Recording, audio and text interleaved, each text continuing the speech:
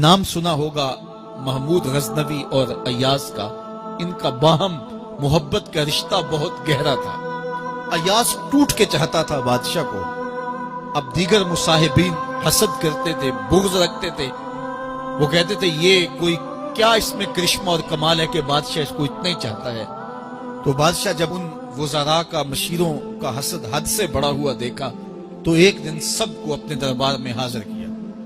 دربار میں ایک تالاب تھا، تو اس میں مٹھی بھر کے موتیوں کی پھینک دی اور ایک ایک وزیر کو کہا کہ یہ موتی نکال کے لاؤ، اور یہ خیال کرنا کہ تمہارا لباس بھی، تمہارا بدن بھی نہیں بھیگنا چاہیے۔ تو سب نے کہا کہ یہ عجیب بات ہے کہ حوض کی تہ سے موتی نکال کے لائیں اور لباس بھی نہ بھیگے اور بدن بھی نہ بھیگے، یہ تو لازمی ہوگا۔ پھر دوسرے وزیر کو کہتا کہ یہ موتی نکال کے لاؤ، تمہارا لباس بھی نہیں بھیگنا چاہیے، تمہارا بدن بھی نہیں بھیگنا چاہیے۔ تو وہ آگے سے حجت کرتا یہ کیسے ہو سکتا ہے کہ بدن بھی اور لباس بھی نہ بھیگے اور موتی بھی نکال لاؤں؟ تیسرے کو، چوتھے کو، پانچویں کو، ہر ایک آگے سے حجت کرے، یہ کیسے ہو سکتا ہے؟ پھر ایاز آ گیا تو بادشاہ نے ایاز کو کہا کہ یہ موتی نکال کے لانے ہیں اور تمہارا لباس بھی اور تمہارا بدن بھی نہیں بھیگنا چاہیے۔ ایاز نے فوراً چھلانگ لگائی اور موتی نکالے۔ جب باہر نکلا تو بدن اور لباس پانی سے نچڑ رہا تھا، تو ایسے موتی بادشاہ کو پیش کیے اور بدن کپ کپا رہا تھا۔ تو بادشاہ بڑے غصے سے کہا کہ ایاز تمہارا بدن بھیگ گیا، تمہارے کپڑے بھی بھیگ گئے، میں نے کہا تھا لباس بھی نہیں بھیگنا چاہیے، کپڑے بھی نہیں بھیگنے چاہیے۔ تو ایاز بڑی لجاجت سے عرض کرنے لگا، بادشاہ سلامت، آپ کے دو حکم تھے، ایک یہ کہ موتی نکال کے لانے ہیں، دوسرا حکم یہ تھا کہ لباس اور کپڑے بھیگنے نہیں چاہیے، تو ایک حکم میں نے پورا کر دیا ہے، دوسرے کی معافی چاہتا ہوں۔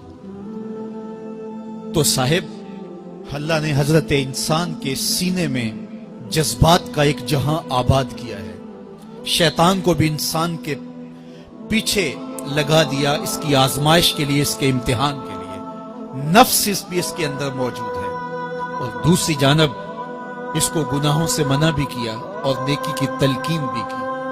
اب کتنی مشکل زندگی ہے حضرت انسان کی، آئی جان شکنجے اندر جویں ویلنے دے وچ گنا، کتنی مشکل زندگی ہے۔ خواہشیں ہیں کہ آوارہ ہیں، آرزویں ہیں کہ بے قابو ہیں، اور دوسری جانب اللہ کا حکم ہے۔ اب کیا کرے؟ تو گناہ کرنے کے بعد پھر اللہ کے حضور توبہ کر لے، جو ممرزد ہو جائے تو اس پر اکڑے نہ اور اس پہ مصر نہ رہے، اس پہ اصرار نہ کرے، بلکہ فوراً اللہ کے حضور توبہ کرے۔ گناہ کرنے کے بعد بندہ جب توبہ کرتا ہے، التائب من الذنب کمن لا ذنب لہ، تو وہ ایسے ہوتا ہے جس طرح اس نے گناہ کیا ہوا ہی نہیں۔ بندہ 100 بار گناہ کر کے توبہ کرے، اللہ 100 بار معاف فرما دے۔ وہ کریم ہے، 70 ماؤں سے زیادہ پیار کرتا ہے۔ تو بندے اس کی دہلیز پہ جب توبہ کرتے ہیں، رجوع کرتے ہیں اور اس سے معافی مانگتے ہیں، تو وہ یہ نہیں دیکھتا کہ یہ گناہ گار کتنا بڑا ہے، وہ یہ دیکھتا ہے کہ یہ میری دہلیز پہ آیا ہے، اور اس کے ما قبل کے سارے گناہ معاف بھی کرتا ہے، بلکہ گناہوں کو بدل کے نیکیوں میں بھی تبدیل کر دیتا ہے۔ آئیے اب قرآن مجید میں ان لوگوں کی کہانی بھی پڑھیے جو اپنی زندگی کو اپنے مالک کے نام لگا چکے ہیں، اور ان سے اگر کوئی معاملہ سرزد ہو جاتا ہے تو وہ کس قدر اللہ سے ڈرتے ہیں۔ والذین یؤتون ما آتوا وقلوبهم وجلہ انہم الی ربہم راجعون، فرمایا کہ وہ لوگ جب ان سے کوئی خطا سرزد ہو جاتی ہے، کوئی گناہ ہو جاتا ہے، تو ان کے دل لرز جاتے ہیں، خوف خدا سے وہ کانپنے لگ جاتے ہیں۔ انہم الی ربہم راجعون، تو وہ اپنے رب کی طرف رجوع کرنے والے ہوتے ہیں۔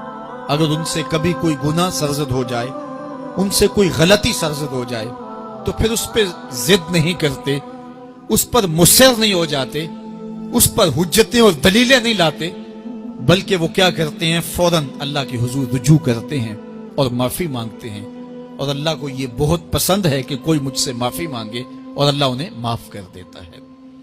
اللہ اکبر۔